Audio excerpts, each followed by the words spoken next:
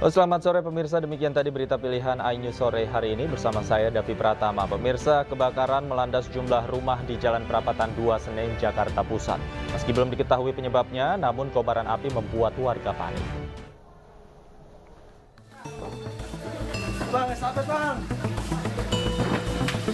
Sejumlah warga berusaha memadamkan api yang membakar sejumlah rumah di permukiman padat penduduk Jalan Perapatan 2 Senen, Jakarta Pusat. Bahu-membahu menggunakan ember, warga berusaha memadamkan kobaran api secara manual dari atap rumah agar kebakaran tidak semakin meluas. Percikan api diketahui pertama kali terlihat dari rumah milik Maman yang berada di dalam gang sempit. Banyaknya barang yang mudah terbakar membuat amukan si jago merah semakin membesar dan menyambar ke rumah lainnya.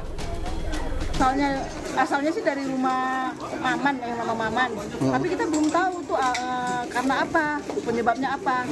Karena kan langsung kita pada ribut. Panik ya? Panik, apinya langsung gede. Tiba-tiba langsung gede api, Bu? Gede. Tapi dugaan dari listrik atau kompor atau gimana, Bu? Belum tahu kita, belum tahu. Karena kita belum dapat info. Setengah jam kemudian, 8 unit mobil pemadam kebakaran berhasil memadamkan api. Dari Jakarta, Ani Sanjaya, iNews melaporkan. Pemirsa, 2 petugas pemadam kebakaran terjatuh saat berusaha memadamkan api yang melalap gudang penyimpanan barang elektronik di Jalan Sawah Lama Ciputat, Tangerang Selatan.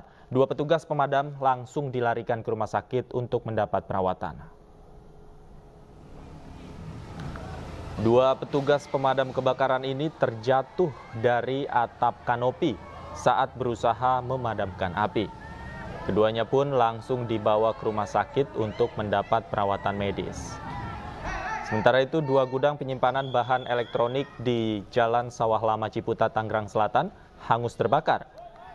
Api dengan mudah membesar lantaran banyaknya material elektronik yang mudah terbakar. Kebakaran diduga akibat korsleting listrik. Meski tidak ada korban jiwa dalam peristiwa kebakaran ini, namun kerugian ditaksir mencapai ratusan juta rupiah.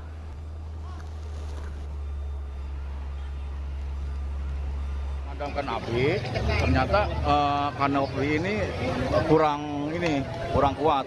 Jadi ada 2 personil petugas kita yang terjatuh dari kanopi ini, kemudian dibawa ke Rumah Sakit Cinta Kasih. Sementara itu pemirsa, ruas jalan di Daan Mogot, Cengkareng, Jakarta Barat ambles dan membentuk lubang. Akibatnya hanya 1 lajur yang bisa dilintasi kendaraan.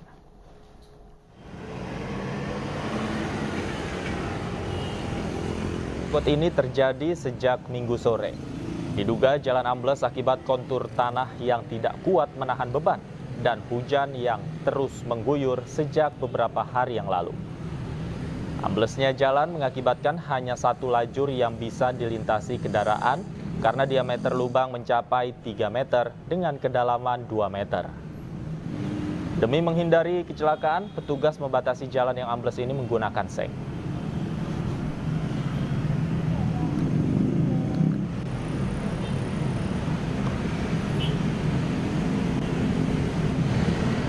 Ruas jalan Daan Mogot, Cengkareng, Jakarta Barat amblas hingga membentuk lubang mencapai kedalaman 2 meter. Dan untuk mengetahui informasi selengkapnya, kami telah terhubung dengan rekan Dilami Aulia di lokasi. Selamat sore, Dilami, bagaimana situasi arus lalu lintas di sana pasca jalan yang amblas?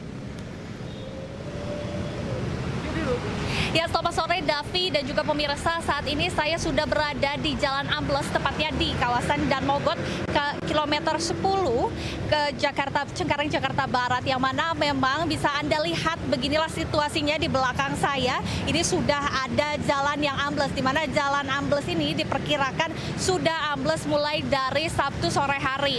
Dan jalan ambles ini memiliki kedalaman 2 meter berbentuk lubang lingkaran, yang mana ini memang membahayakan bagi para pengguna jalan di sekitaran kanan sebelah saya ini. Dan dari pihak petugas sendiri menuturkan bahwasanya awalnya di Sabtu sore ini kedalaman atau kebesaran dari lubang ini belum 2 meter, tetapi karena banyaknya goncangan dan juga banyaknya kendaraan yang lalu lalang di sekitar sini menyebabkan getaran itu terjadi dan membuat lubang semakin ambles. Sementara itu jika kita lihat ini semakin sore, jam pulang kerja ini semakin dipadati oleh kendaraan. Terlebih dari pihak petugas sendiri ini sudah melakukan antisipasi dengan memasang pagar, yang mana dengan dilakukannya pemasangan pagar ini membuat ruas jalan ini semakin menyempit sehingga kendaraan seperti bus dan juga motor ini kemudian terjadi kepadatan di sekitaran Jalan Dan Mogot ini. Dan juga tadi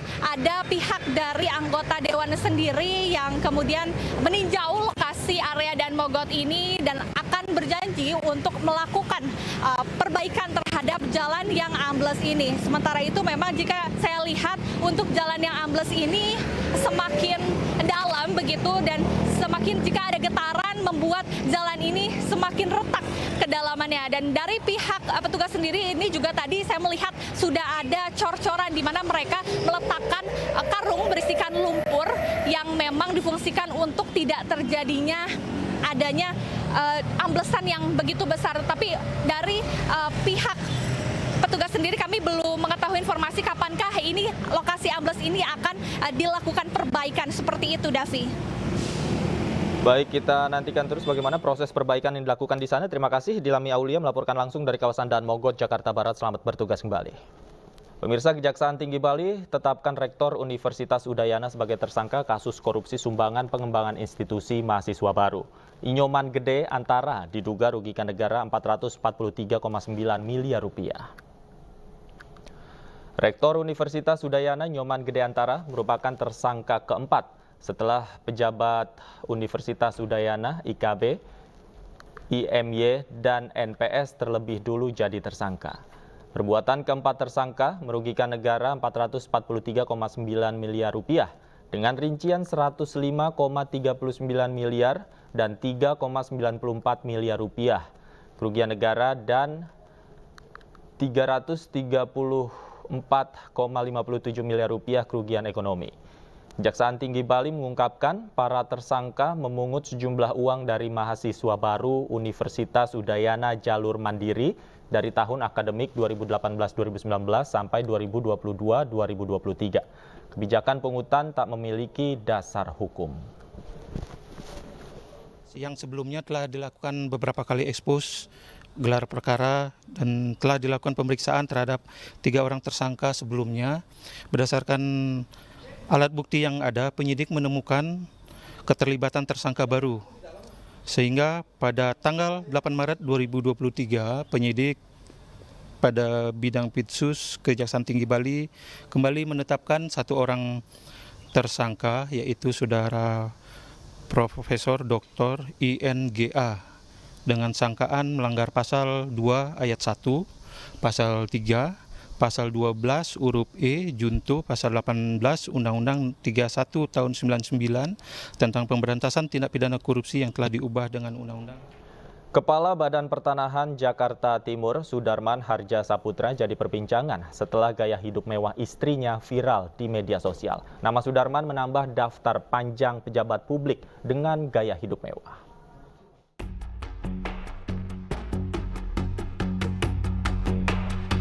Usai pejabat pajak Rafael Alun Trisambodo menjadi sorotan karena daftar kekayaan fantastis akibat aksi pamer harta anaknya Mario Dandi. Kini giliran pejabat di Kementerian Agraria dan Tata Ruang, Badan Pertanahan Nasional, dan keluarganya juga menjadi sorotan warganet.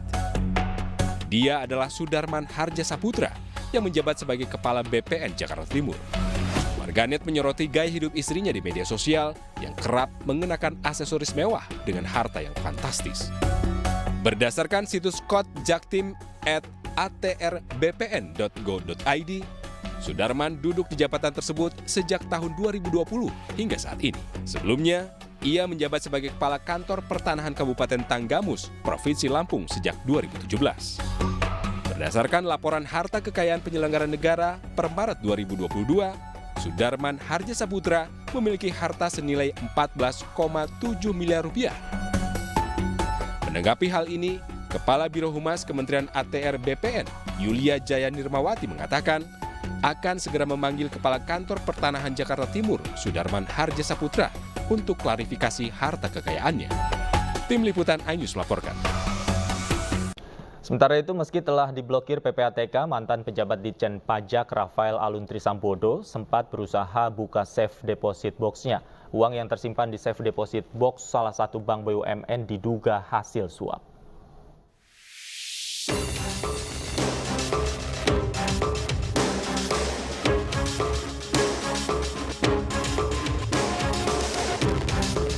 Penelusuran harta tak wajar milik Rafael Alun Trisambodo terus bergulir.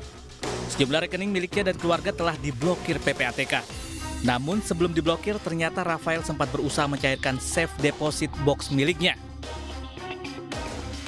Namun upaya Rafael gagal lantaran PPATK telah mendeteksi dan memblokir temuan safe deposit box berisi 37 miliar rupiah. Itu pun yang baru ditemu sebagian loh, 37 miliar itu. Karena begini, beberapa hari sudah bolak-balik tuh dia ke berbagai deposit box itu. Terus pada suatu hari pagi dia datang ke bank mau buka itu, langsung diblokir oleh PPATK. Sudah itu dicari dasar hukum. Kalau sudah diblokir deposit box ini, boleh tidak dibongkar oleh PPATK? Kan belum ada undang-undangnya, tidak boleh sembarangan.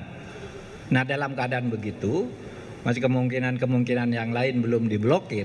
Nah ini diblokir lalu dikoordinasikan, dicari dasar hukumnya, tanya ke KPK, bisa enggak nih dibongkar? Bongkar, isinya ketemu satu safe deposit box itu sebesar 37 miliar dalam bentuk US dollar. Safe deposit box ini hanya sebagian kecil dari harta Rafael. Sebelumnya PPATK juga menemukan adanya 40 rekening terkait Rafael Alun dengan mutasi mencapai 500 miliar rupiah.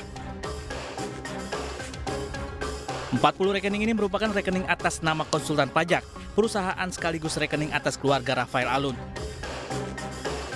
Tim Liputan iNews melaporkan.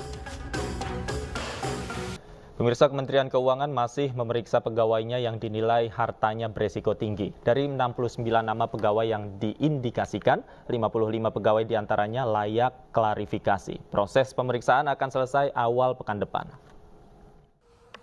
Dari 69 pegawai yang masuk kategori resiko tinggi, kita akan melihat 55 orang itu yang layak klarifikasi. Saat ini kita prioritaskan pada kurang lebih 27 pegawai. 10 pegawai itu akan diselesaikan pemanggilannya sampai dengan awal minggu ini. Sisanya itu mungkin sekitar 13-15 pegawai akan diselesaikan selama sepekan ini sampai awal pekan depan. Jadi target kita ke yang high priority yang sangat berisiko tinggi. Itu yang diharapkan nanti paralel. Kami kan juga minta informasi ke PPATK.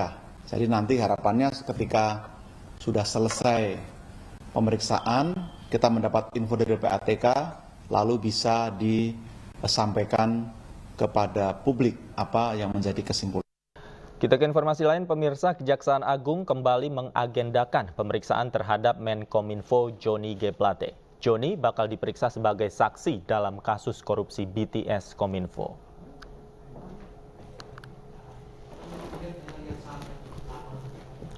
Direktur Penyidikan Jampitsus Kejaksaan Agung, Kuntadi, mengatakan pemeriksaan dijadwalkan pada Rabu 15 Maret 2023. Ini merupakan kedua kalinya politisi Partai Nasdem itu diperiksa dalam kasus yang sama 14 Februari yang lalu. Pembangunan BTS 4G merupakan proyek tahun jamak yang menelan biaya hingga 11 triliun rupiah.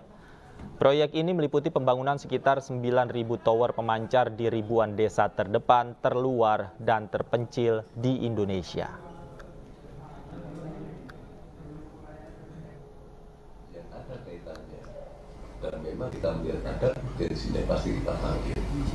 Terkait apa dan bagaimana, karena ini menyangkut materi penanganan perkara, tentunya kami belum bisa menyampaikan. Ya, tapi yang bersangkutan kita panggil pasti ada urgensinya.